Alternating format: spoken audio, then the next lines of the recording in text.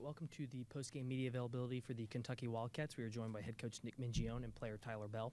Coach will begin with an opening statement, and then questions will be directed toward coach, to our player, and then coach. And then if you have a question, please raise your hand. We'll get the microphone around to you. So, coach, your opening statement. Thought our bullpen did a great job trying to keep us in that game. Obviously, the first inning didn't go the way we wanted. I thought Ira Austin did an incredible job to get us out of that jam. Tommy got us some big outs. Chase Alderman was fantastic.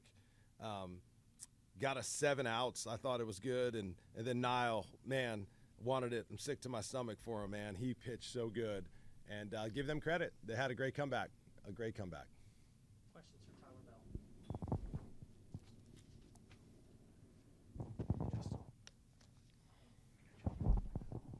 Bell.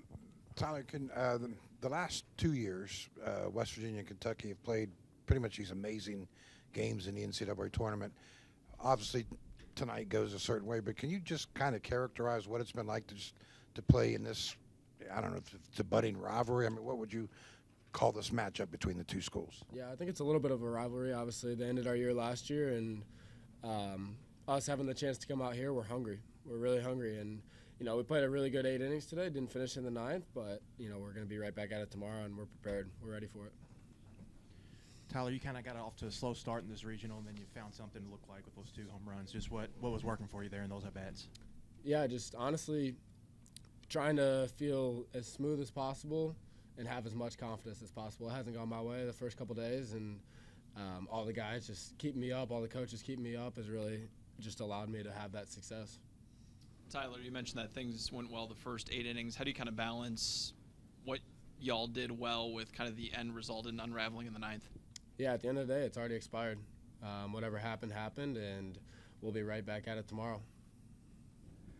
Tyler, when you see what happens in a game like in the 9th, what is that going to tell you about your teammates, about how they respond as to what kind of team you have? Yeah, I give a big shout-out to Coach Minge. He's preached it every day for the last 2 years that I've been here at Kentucky, that everything expires at midnight. No matter if it's a good day, a bad day, it's not going to change. Like, even for me, like, if I'm 0 for 4 with 4 strikeouts, I'm still going to be in there the next day. If I'm 4 for 4 with 4 home runs, like, I'm still going to be in there, and I have to expect adversity the next day. Like, just living like that, the whole team, just buying into that has really allowed us to have such consistent success. Tyler, West Virginia's relief pitcher, McDougal, obviously gave up the 2 solo home runs that kind of made things interesting, but then comes back and battles. Can you just kind of tell me what you guys saw from him, giving up the home runs and then, coming back from that?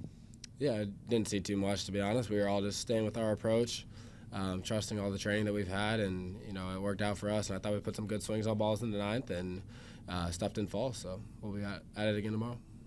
Tyler, you kind of mentioned the fact that these 2 teams are very familiar with each other, already played twice this weekend. You're heading into a 3rd matchup, know each other very well. What kind of edge, if any, can you catch on them to move on to the Supers?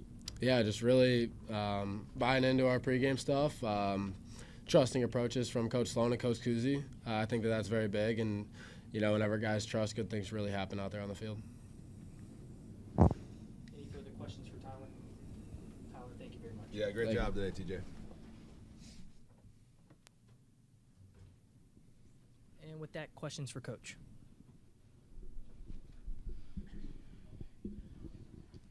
Hey, Nick, they're in the 9th inning.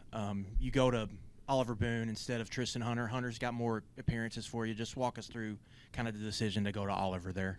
Yeah, we met early this morning, and we mapped out their lineup, pitch types, pitch shapes, and we had Boone in front of Tristan. And it was just a feel for the game. And, we believe in both of those guys, obviously. We put them both in. So it didn't work out. And, again, just sick to my stomach for now. Man, he threw the ball so well. Nick, you've preached all season about coming back from adversity. There's a fine line between a devastating loss and a redemption story. What's going to be that line? Yeah, you heard TJ say it. You know this about me. I care about mentoring and discipling student athletes. Like, this is what Kristen and I do. This is what we do. And I told them that they're not leaving this field. unless they leave everything that happened here. It's over. You have to move on. You have to move on. This is what you do in life. There are times where things are going to go your way and there are times they're not. And we no longer have control over the outcome of the game. But 90% of life is how you respond to what happens to you. It's 10% of what happens to you. It's 90% of how you respond. And we have an opportunity. I'm so proud of this guy right here. The way he just conducted himself, the way he spoke about it, you move on. You just go on to the next thing. And that's what the great competitors do, and that's what the great teams do. And that, when you ask, like, what is our secret sauce? Why have we done so well consistently in the postseason? We have amazing players. We have amazing people in our program, and we move on. You just move on. And you do not let things beat you down. It's like, John, it'd be like you having your backpack, and every time something bad goes on, it's just like, I'm going to put another brick in your backpack, and it's going to keep weighing you down. We're not doing that. We're moving on. Welcome to life. And sometimes life isn't fair. And I told the guys, they'll tell you, the fair only comes to town once a year. Like, we're moving on. This is more about life than anything else. And it expired. We're moving on to the next thing. Coach, when you go to that balk in the ninth inning, what do you tell your pitchers in that situation? What kind of going through the mindset? What do you tell your guys there? You really just can't address it because it happened. Obviously hated that it happened, but again, just move on. It's over. Move on. Coach, between now and whenever you play tomorrow, from a preparation standpoint, is it going to be more of how you prepare physically, or is it going to be more how you prepare mentally for this next game? Yeah, good question. Again, you guys have heard me say consistency compounds. We will do the exact same thing. Like, we have our routine.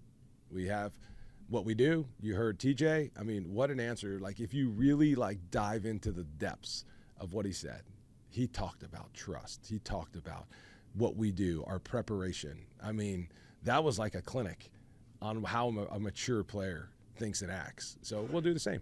We'll do the exact same. Yep. Coach, the past 3 matchups have just been nothing but exciting. What makes these two programs, when they meet up, just such a close-knit game?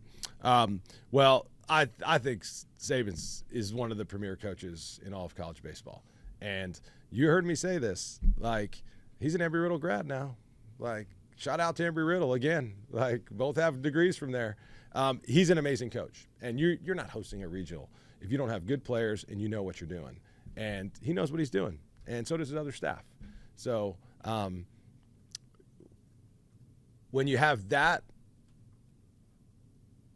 type of education, and you've been around some really good coaches and really good people, and then you apply it, and you have a plan, and you have a system, and you get people to believe it works. Yeah. Nick, kind of a 2-part question here on Ben. I guess first off, just with such a short start, how much did that change the original pitching plan that you had? And then I guess is the only good news, could you throw him back out there tomorrow if needed? Yeah, he's free. I give our I had a really cool long conversation with Coach Quill, one of my coaches in college. He's like the master at mapping out pitching and all that stuff. He was in our program for a while. Brock Dowd and I spent an hour and 48 minutes on the phone with him and last night. But we met as a staff today, and we had our plan, exactly who we wanted to use, when we wanted to use it, what the score was for each guy, what the situation was, and we stuck to the plan. And quite frankly, it about worked until the 9th. And everyone outside of maybe 2 guys, I told them everyone all hands on deck tomorrow. It's going to be fun, and we're looking forward to it. Coach, I believe it was bottom of the 3rd inning. Jace Tarnish hits that ball out to right field, and you send Carson Hansen. What did you see on that play, and then what was the conversation with the umpires on the challenge? The ball he hit that way harder than I realized. I looked up, and obviously not a good move. I own it. Tell our players when you make a mistake, you recognize it, you own it, and you move on. Not a good send on my part. But the ball beat him by so much that he kind of do I slide, do I not? So I thought the umpires did right there was no malicious contact. So I thought that part was good, and they allowed Carson to stay in the game. Yeah. Nick, we saw Jelkin run to the bullpen. He looked like he was stretching down there. Was he available today, and would he be available tomorrow in a saves type situation? No comment. Any last questions for Coach? Coach, appreciate you. See you tomorrow.